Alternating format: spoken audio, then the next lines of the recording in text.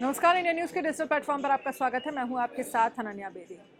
सरस्वती वैद्य की हत्या आपको याद होगी, जिसमें मनोज साहनी को गिरफ्तार कर लिया। कैसे उसने अपने लिव इन पार्टनर के बॉडी के टुकड़े कर दिए थे और कुछ खुद उसने जानवरों को खिला दिया था, कुछ ग्राइंडर में ग्राइंड कर दिए थे और कुछ टुकड़े ऐसे थे जिन्हें नाले में उसने फेंक दिया था।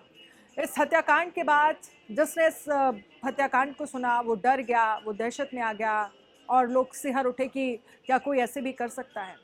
क्या इतनी बर्बरता से, इतनी क्रूरता से भी क्या किसी की कोई हत्या कर सकता है? लेकिन मनोज साहनी की गिरफ्तारी के बाद मनोज साहनी अब लगातार तमाम खुलासे कर रहा है।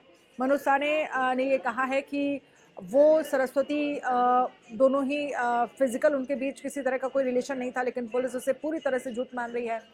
मनोज साहनी कह रहा है कि वो एचआईवी पॉजिटिव है और वो नपुंसक है, वो इस तरह की जानकारी दे रहा है। हालांकि इसको इन दावों को लेकर तो पुलिस जो है वो मेडिकल टेस्ट करा रही है, लेकिन पुलिस ये मानकर चल रही है कि डेटिंग ऐप्स को लेकर कहीं ना कहीं दोनों के बीच जो है वो लड़ाइयाँ होती थी और भी लड़कियों के संपर्क में था मनोज साहनी। ये खबर भी सामने आई है और किस तरह से उसके जो आरोपी का जो फ़ोन है उसमें अश्लील वेबसाइट्स पर सक्रिय रहता था, वो ये भी जानकारी मिली है। कई सारे फोटोज़ जो है जो तमाम सवाल खड़े कर रहे हैं।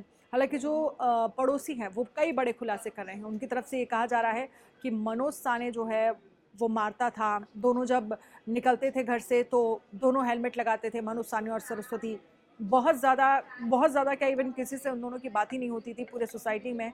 और कभी-कभी ये कहा जा रहा है कि उनके फ्लैट से जो है वो झगड़े की आवाज़ें ज़रूर सुनाई देती थी।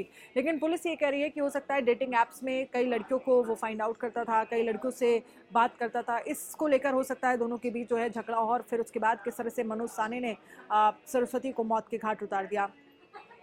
उसके मोबाइल से कई अश्लील तस्वीरें जो है वो भी सामने आई हैं। अब मनोज साहनी का दावा है कि सरस्वती ने आत्महत्या की है और मगर पुलिस ये मानने को तैयार नहीं है। और इसके साथ ही इस पूरे मामले को लेकर लगातार जांच जो है वो की जा रही है, लेकिन जांच में अब क्या सामने निकल कर आता है ये अभी देखना होगा। लेकिन इस पूरी घटना ने सभी लोगों को, मतलब जिन लोगों ने इस खबर को सुना, लोग डर गए, दहशत में आ गए और सिहर उठे कि क्या कोई ऐसे भी कर सकता है। आप इस वीडियो पर आपकी क्या राय है, हमें कमेंट में जरूर दें।